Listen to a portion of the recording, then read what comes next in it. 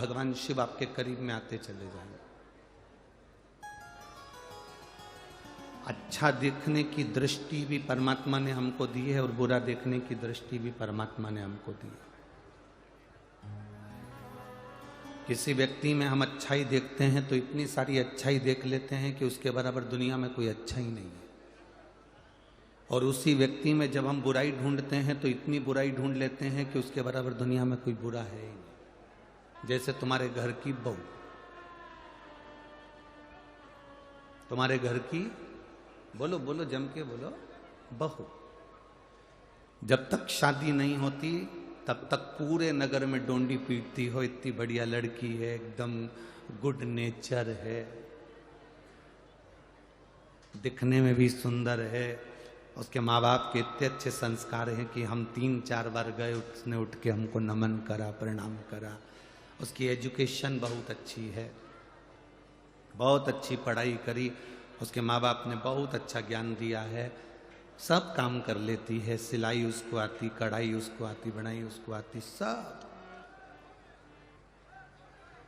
जब तुमने उस लड़की में इतने सारे गुण देखे, उस बेटी में तुमने इतने सारे गुण नजर किए, तब तुमने अपने लड़के के लिए उस लड़की को चुना। शादी के 2 साल बाद ऐसा क्या हो जाता है कि उसकी हर काम तुमको बुरा लगने लगता है? क्या?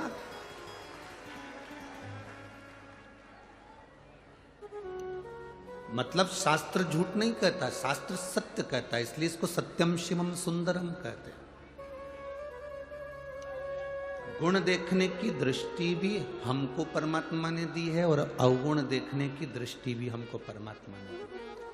शादी के पहले लड़की को सास इतनी अच्छी लगती है, मम्मी बिल्कुल तुम्हारे जैसा नेचर है उनका, मेरी सास का इतना अच्छा नेचर है, इतना प्रेम करती है, मेरे को बार बार फोन लगाती है, हर 2-3 दिन में फोन आ जाता है। अभी तो हमारी शादी नहीं हुई पर इतना प्रेम हमारी सास का है।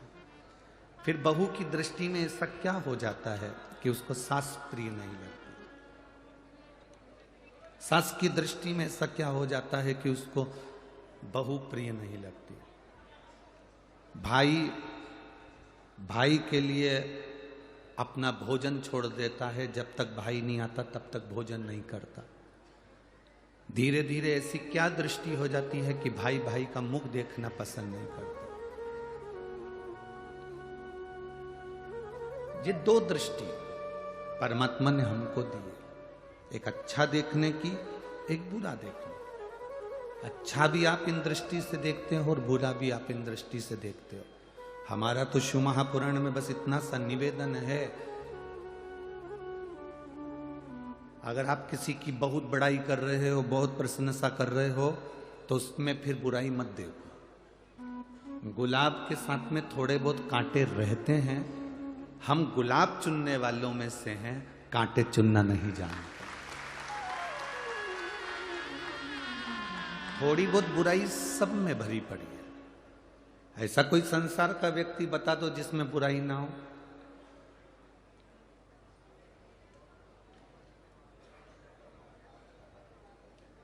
कोई कितना बड़ा भी, कितनी भी ऊंची पोस्ट पर पहुंच जाए, कितना बड़ा भी संत साधु गुरुजन बन जाए, उसमें भी कोई ना कोई बुराई रह जाए।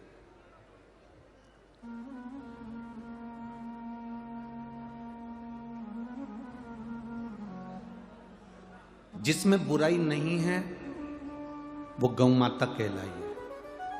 गौ माता के अंदर दुनिया की कोई बुराई नहीं है, इसलिए उसका जो गोबर होता है, उस गोबर की भी पूजन होती है, गोवर्धन बनता है।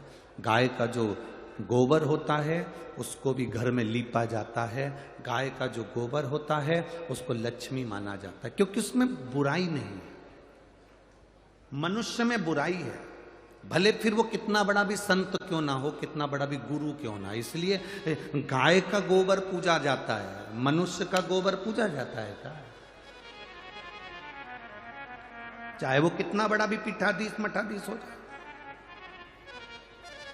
चाहे दुनिया के लोग उसके चरण धो धो कर पी रहे हो, चाहे दुनिया के लोग उसको अंबारी पिना रहे हो, पीतांबर पिना रहे हो, उसकी आरती कर रहे हो, पूजन कर रहे हो, तो भी मनुष्य का गोबर नहीं पूजा सकता। क्योंकि उसमें बुराई भरी हुई है। गौ माता की अंदर बुराई नहीं है, वो अपने बच्चे का दूध का हिस्सा तुमको पिला देती है, तुम्हारे लिए अपनी जान तक दे देती है, वो गौ माता।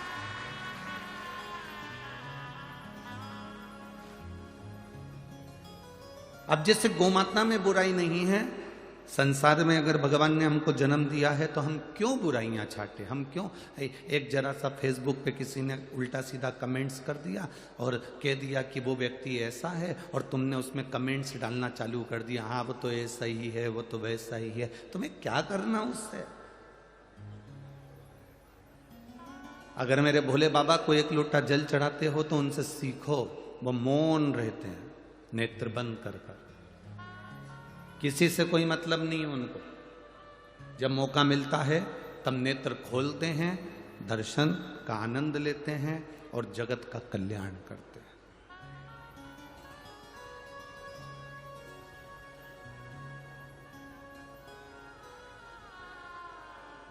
खाओ उतना जितना पचा सकते हो, कमाओ उतना जितना भोग कर सकते हो। आप 24 घंटे दुकान पर बैठो, हमें कोई दिक्कत नहीं।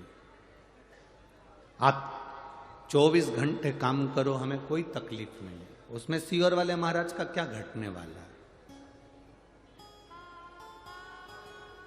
पर 24 घंटे दुकान पर बैठ रहे हो, सुबह 8 बजे से लेकर रात को 11 बजे तक दुकान पर बैठे हो, व्यापार कर रहे हो, कमा रहे हो, तो आपसे निवेदन है कि तुम्हारे सामने से कोई मूंगफली वाला निकले, कोई अच्छा फल वाला निकले, कोई अच्छी दुकान वाला निकले, तो निवेदन है कमा कमा कर केवल गुल्लक में मत रखना, थोड़ा अपने ऊपर खर्च भी करना। भूखे रह लेते हो और दिन भर दुकान पर लगे रहते। किसके लिए कमा रहे हो? मन कर रहा है मूंगफली खा लूं, पर ग्राहक खड़े हैं। मन कर रहा है कि सेब खा लूं, पर ग्राहक खड़े हैं। मन कर रहा है कि बीज जाम खा लूं, पर ग्राहक खड़े हैं। मन कर रहा है कि गन्ने का रस पी लूं, पर ग्राहक खड़े हैं। ये ग्राहक तो समय पर आते रहेंगे, पर अपने शरीर का भी ध्यान दो बाबा। प्रथम सुख क्या है? जम के बोलो, प्रथम सुख निरोगी काया। अगर काया का सुख नहीं है तो कोई आनंद नहीं। ये काया अगर ठीक है तो तुमने जो करोड़ों कमाए हैं उसका तुम भोग कर सकते हो, वरना तुम 40-50 साल तक तो व्यक्ति खूब कमाता पैसा जोड़ जोड़ के रख जाता, और 45 से 50 साल का जब होता तो 50 साल के बाद जो कमाया हुआ है वो सब डॉक्टर में लगाते जाता। क्या मतलब है?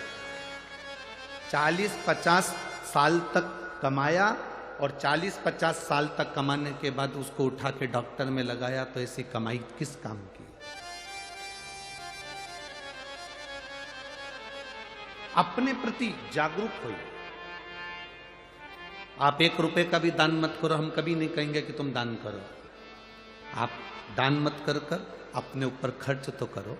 तुम्हारा बेटा जिद करके एप्पल का फोन लेकर आ जाता है, तुम्हारा बेटा दीपावली पर एक से बढ़कर एक 5,000 के कपड़े खरीद कर ले आता है, तुम्हारी बेटी एक से बढ़कर एक सूट लेकर आ जाती है, तुम्हारी पत्नी समय समय पर साड़ी खरीद कर ली आती है। केवल एक दुकान पर बैठने वाला और नौकरी करने वाला व्यक्ति एक ऐसा होता है जो 2 जोड़ कपड़े खरीदने के लिए भी 50 बार सोचता है। खेत में काम करने वाला किसान 50 बार सोचता है कि मैं कपड़े खरीदूं कि ना खरीदूं।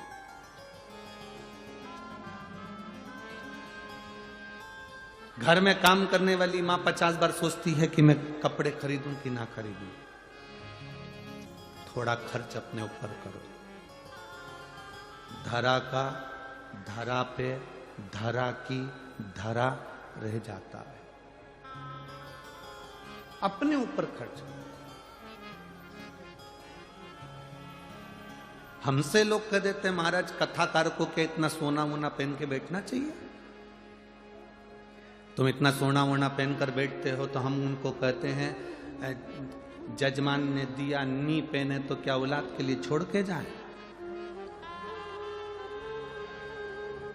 आज आप स्वयं, हम दूसरे की बात नहीं कहेंगे, अपने भीतर से प्रसन्न रहना सीखो।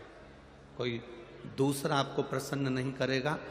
माता कौशल्या के घर में राम जी जन्मे थे तो माता कौशल्या जी ने सबसे पहला काम एक किया था।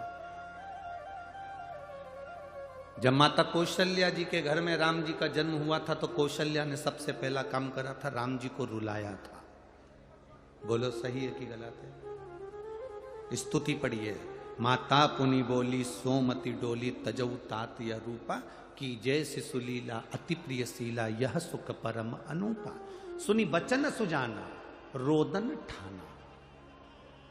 कौशल्या जी ने कहा, राम तुम जन्मे हो, मैंने भगवान से पुत्र मांगा था, तुम तो परमेश्वर बनकर जन्मे, मुझे बेटा चाहिए।